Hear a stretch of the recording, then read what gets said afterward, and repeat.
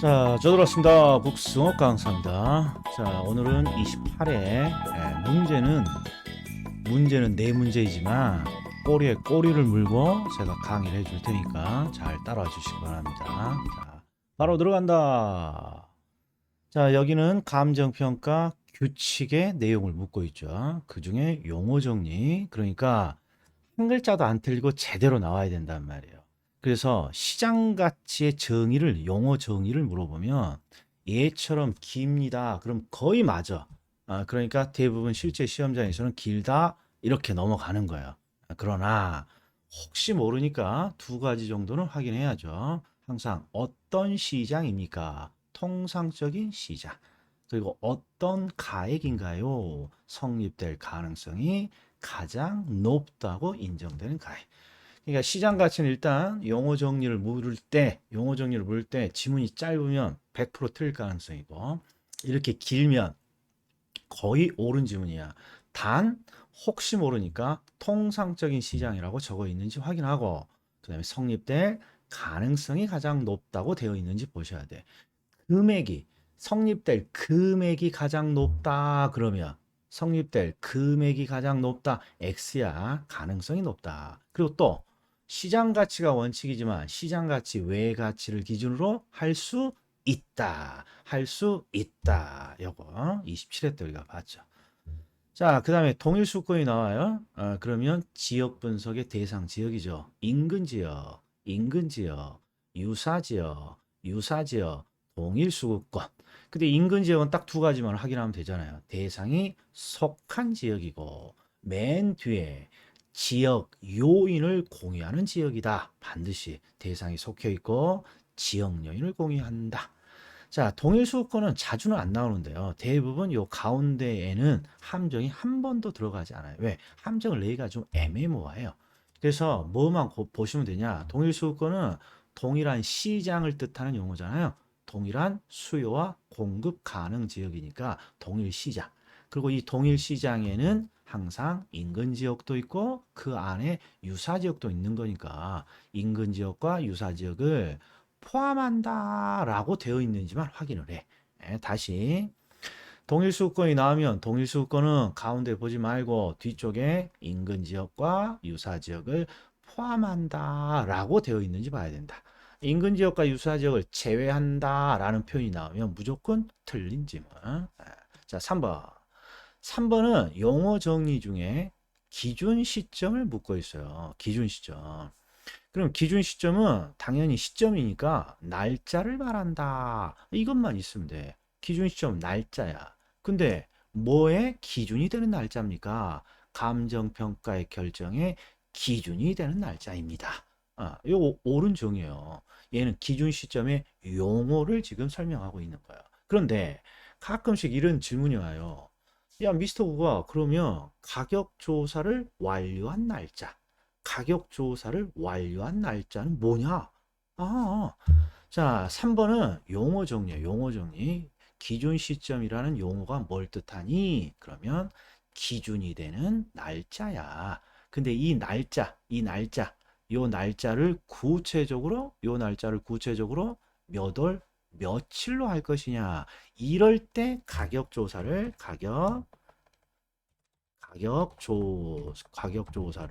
완료한 날짜로 한다. 그러니까 기준 시점은 기준이 되는 날짜고 구체적으로 몇 월 며칠 날짜를 기준으로 합니까? 그러면 가격 조사를 완료한 날짜로 한다. 더 해볼까요?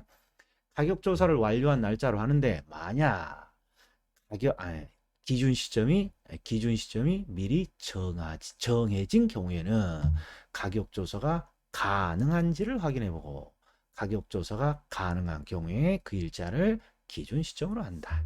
그러면 이런 것도 가끔 나와요. 자, 기준 시점이 아니라 기준 가치가 뭐니 이렇게 나올 때도 있어요. 그럼 뭐라고 해줘? 감정평가의 결정에 기준이 되는 가치를 말합니다. 이렇게 용어 정의가 되는 거예요. 근데 구체적으로 어떤 가치를 기준으로 하니? 그러면 바로 요 시장 가치를 기준으로 한다는 거고. 이거 꼭 놓치시면 안 돼. 기준 시점은 기준이 되는 시점, 기준이 되는 날짜를 말하고 이 날짜는 가격 조사를 완료한 날짜고 기준 가치는 감정평가의 결정에 기준이 되는 가치고 어떤 가치를 기준으로 하고 시장 가치를 기준으로 한다. 자, 그다음에 적산법. 적산법. 자, 적산법은 항상 임대료를 산정하는 방법이죠. 그리고 중요한 거 항상 공식이 초대 경비 아저씨. 초대 경비 아저씨. 그러니까 기초가액이라는 표현이 나와야 되고 그다음에 기대이율이라는 표현이 나와야 되고 그리고 또 하나 경비를 더하여 이게 바로 초대 경비 아저씨죠. 그러니까 적산법이 나오면 자, 이 용어 네 가지를 찾아줘야 돼요. 첫 번째, 기초가액 여기 있고, 기대이율을 곱했다 이렇게 나와 있고, 그 다음에 경비를 찾아야죠. 그래서 초대 경비 아저씨. 그런데 여기서 가끔씩 함정을 내는 게 뭐냐? 요놈이야. 경비를 더하는 거예요. 경비를 더하는 거예요. 여기다가 경비를 차감한다 이런 말이 나오면 X야. 기초가의 기대이율 경비를 더하여 이렇게 돼야 돼요. 그리고 반드시 적산법이니까 임대료를 산정하는 법이죠. 자, 원가법은 가액이야. 원가법은 가액을 산정하는 법이고 적산법은 임대료를 산정하는 법이죠. 자, 그럼 여기서 공식이 하나 더 나오죠? 어떤 거? 수익 분석법도 한번 볼까요? 수익 분석법은 순수익에 경비를 더하여 순수익에 경비를 더하여 이게 수익 분석법이고. 자, 그다음에 5번. 자, 감가 수정은 일단 요걸 다 볼 필요는 없어요. 다 볼 필요는 없다. 일단 감가 수정은 어디서 나옵니까? 원가법. 원가법은 항상 제도달 원가를 찾고 감가 수정을 해서 대상 물건의 가액을 찾습니다. 원가를 찾고 감가를 해서 가액을 찾습니다. 요 공식이에요. 근데 감가 수정에 뭐 이런 디테일한 정의는 우리에게는 중요치 않아요. 뭐만 좀 확인하느냐. 자, 대상 물건에 대한 제조들 원가가 있어요. 일단 제조들 원가를 찾겠죠. 근데 이 제조들 원가는 항상 새 물건의 가치를 의미해요. 원가를 통해서 물건을 만들었다. 그러면 새 물건의 가치잖아요. 그런데 대상 물건은 2년이나 3년 쓴 중고 물건이다. 그러면 2년이나 3년을 사용함으로 인한 감가, 가치를 후려쳐야죠. 가치를. 제조들 원가에서 무슨 가치를 감액해야 될 요인이 있다면 여기까지 자, 제조달 원가에서 감가를 하는 거죠. 요거 이게 틀렸다고 이게 요거 하나는 원 포인트로 기억해 놓으세요. 항상 감가는 제조달 원가에서 차감하는 거죠. 제조달 원가에서 차가 왜? 가치를 후려치는 과정이니까 가치에서 제조달 원가라는 새 물건의 가치를 차감하는 것이죠. 그러니까 요거 하나만 기억해 두시기 바랍니다. 자, 그리고 5번이 왜 중요치 않습니까? 이 보세요. 시장 가치가 길어? 옳은 지문. 자, 그 다음 2번 동일 수급권은 인근 지역과 유사 지역을 포함한다. 기준 시점은 기준이 되는 날짜다. 2번, 3번 다 맞았죠? 4번도 적산법 초대 경비 아저씨. 그러니까 1, 2, 3, 4번이 다 맞았어요. 그래서 야, 네 이 지문이 뭔지 몰라도 틀린 것 같다. 이렇게 문제를 풀어야 된다. 이런 말이에요. 자, 7번. 자, 가격 원칙을 지금 설명할 요 내용에 대한 가격 원칙을 설명합니다. 그런데 자, 첫 번째 문장을 봤더니 복도의 천정 높이가 너무 과대하다는 거야. 복도의 천정 높이가. 그러면 당연히 냉난방비가 많이 나올 거고 따라서 시장에서 선호도가 떨어졌다. 그럼 여기에 있는 논점은 뭐냐? 시장의 선호도가 떨어졌으니까 그 원인을 묻는 거야. 원인을. 근데 그 원인이 복도의 천장이 너무 높다 이런 거예요.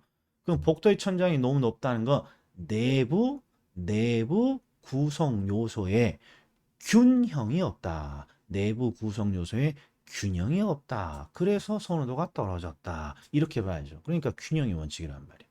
자, 그다음에 두 번째 문장에서는 뭐가 보여야 됩니까? 요게 보여야 됩니다. 요게 지역 분석. 지역 분석이 보이면 다른 거 찾을 필요도 없죠. 적합의 원칙. 그럼 우리가 암기 코드가 있잖아요.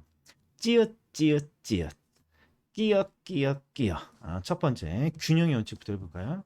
자, 균형의 원칙은 내부 구성 요소에 균형이 있어야 된다. 이런 뜻이고, 균형의 원칙은 언제 활용합니까? 끼어. 개별 분석을 할 때 활용하고, 개별 분석을 할 때.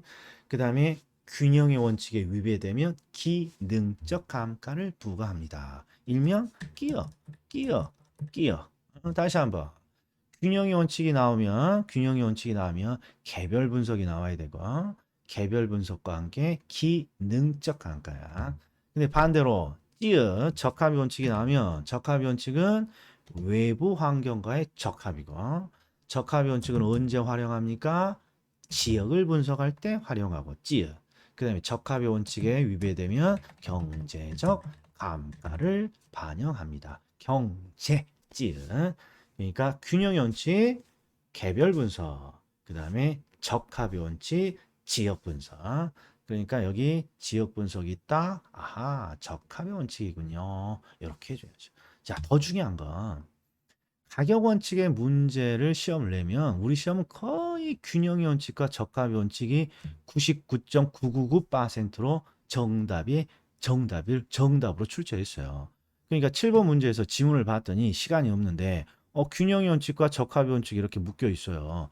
그러면 거의 100% 요놈이 정답이다. 자, 그 다음에 감정평가에서 주된 평가 방법을 묻네요. 시험에 자주 나오는 것도 한번 해볼게요. 토지는 공시지가 기준법. 건물은 원가법. 그 다음에 임대료는 임대사례 비교법. 그리고 꼭 구별해야 될 게 자동차하고 선박, 항공기, 건설 기계. 자, 자동차는 거래가 많으니까 거래사례 비교법이고 선박, 항공기, 건설 기계는 거래가 드물죠. 그러니까 만들어내는 거니까 원가법이고. 그래서 시험에 이렇게도 나왔죠. 자동차의 주된 평가 방법과 건설 기계의 주된 평가 방법은 다르다. 옳은 지문이죠. 자동차는 거래가 많으니까 거래사례 비교법. 선박, 항공기, 건설 기계는 원가법. 자, 그러면 여기 문제 한번 풀어보죠. 건설 기계가 나왔어요. 이거 정답이네요. 원가법이죠. 원가법. 자, 그 다음에 건물 원가법. 그 다음에 임대료, 임대 사례가 많으니까 임대 사례 비교법. 그리고 이제 나머지 보죠. 자, 저작권이 중요한 게 아니라 권리가 중요하죠. 권리는 항상 권리로부터 얻는 수익으로 가치를 찾죠. 저작권 등 권리는 수익으로부터 가치를 찾는다. 그리고 마지막, 자, 광업재단 이렇게 업자가 보이면 광업재단 나는 가지고 있수 없수 나는 없수 광업권 그 다음에 영업권 이런 것들은 업수에서 수익환원법이죠. 자, 가격공시제도입니다. 가격공시제도인데 자 1번은 뭘 물어봤냐? 표준지 공시가의 공시사. 자, 그럼 두 문자 기억나세요? 항상 표준지 공시가는 3-1번 지번을 발표하고 단위 면적당 이거 M 면적을 적을 게 없네요. 단위 면적당 적정 가격이죠. 단위 면적당 적정 가격. 그러니까 제곱미터당 가격이라는 거야. 단위 면적당 적정 가격. 요게 기본이에요. 지번을 밝히고 단위 면적당 적정 가격을 밝히는 거죠. 그런데 이거 말고 어떤 것들을 함께 공시합니까? 그러면 면상, 면상 표준이, 지용도 이렇게 되죠. 면은 면적, 형상의 상. 그래서 면상, 면적, 형상. 요걸 표준이 그러면 표준지 및 주변 토지의 이용상황. 그리고 지는 지목, 용은 용도 지역, 그리고 요놈을 물어봤죠. 도로 상황은 표준지 공시지가의 공시사항이죠. 자, 그런데 여기서 하나 더.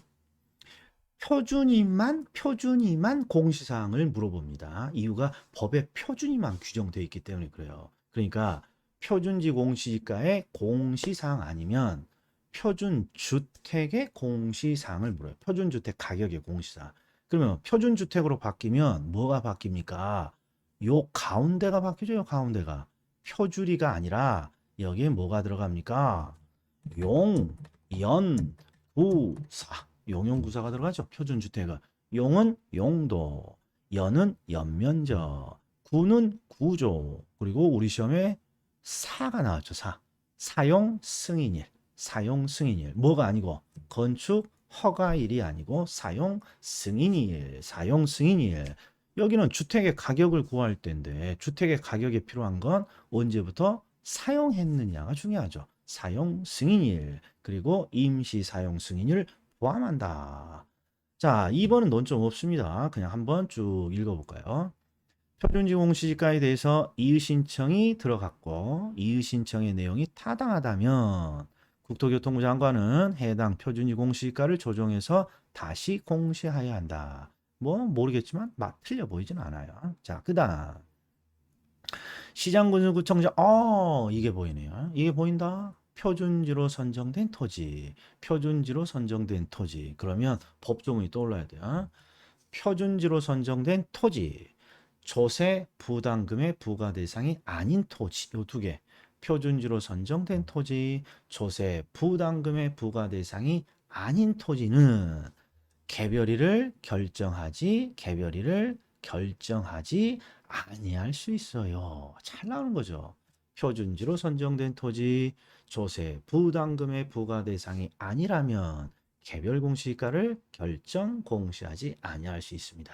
그리고 또 하나, 이 경우에 표준지로 선정된 토지는 표준지 공시가를 개별 공시가로 본다. 표준지 공시가를 개별 공시가로 본다. 자, 그리고 꼭 확인해야 될 게 있어. 표준이가 나오면 국토교통부 장관이 들어있는지 꼭 의도적으로 확인하고 개별이가 보이니까 시장군수구청장이 있는지 의도적으로 확인해야죠. 있네, 있어, 옳은지 뭐. 그 다음 밑에 뭐가 보입니까? 표준주택이 나오면 두 가지를 확인한다. 표준주택이 나오면 두 가지를. 첫 번째, 표준이라고 되어 있으니까 국토교통부 장관이 들어있어야 되고 여기는 뭐 시장군수구청장, 국토교통부 장관 이런 게 없으니까 뭐 필요 없고. 그리고 여기에 적어져 있는 이 주택은 단독주택이다, 공동주택이다. 단독주택이다. 표준이니까 국토교통부 장관, 그 다음에 주택은 단독주택. 왜 표준주택의 주택이 단독주택입니까? 공동주택은 공동주택 가격이라고 따로 있죠. 그래서 여기는 요놈이 틀린 지문이네요. 요게 빠져야죠. 공동주택은 빠져야죠. 자, 그 다음에 5번. 자, 5번은 논점이 보이십니까? 논점. 시장군수구청장이라고 되어 있고, 개별이라고 되어 있으니까, 개별이고, 시장군수구청장은 맞았어요. 근데 이제 요게 아니라, 개별주택 가격을 어떻게 결정합니까? 예요. 개별주택 가격을 어떻게. 그럼 포인트가 표준일을 기준으로, 자, 어떤 표를 사용한다 이거죠. 근데 잘 보셔. 자, 개별 공시지가 나오면 항상 표준지 공시지가를 기준으로 하는 거야. 표준지 공시지가를 기준으로 어떤 표?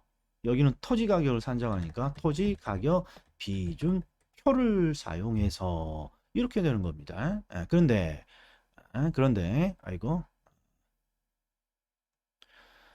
이렇게 그런데 만약 이게 개별 주택 가격으로 바뀝니다. 그러면 뭐가 바뀌어?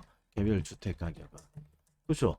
표준지 공시가 아니라 표준 주택 가격을 기준으로 여기는 주택 가격 산정하니까 주택 가격 비준표를 사용해서 이 두 문장을 꼭 기억해 줘야죠. 자, 여기는 개별 주택 가격이니까 표준 주택 가격을 기준으로 자, 주택 가격 산정하니까 주택 가격 비준표를 사용해서 가격을 산정합니다. 이렇게 되어 있어야 됩니다. 자, 그래도 주저리주저리 뭔가 반복을 해드리니까 잘 틀어놓고 잘 귀로 들어주시기 바랍니다. 자, 다음에 뵙겠습니다.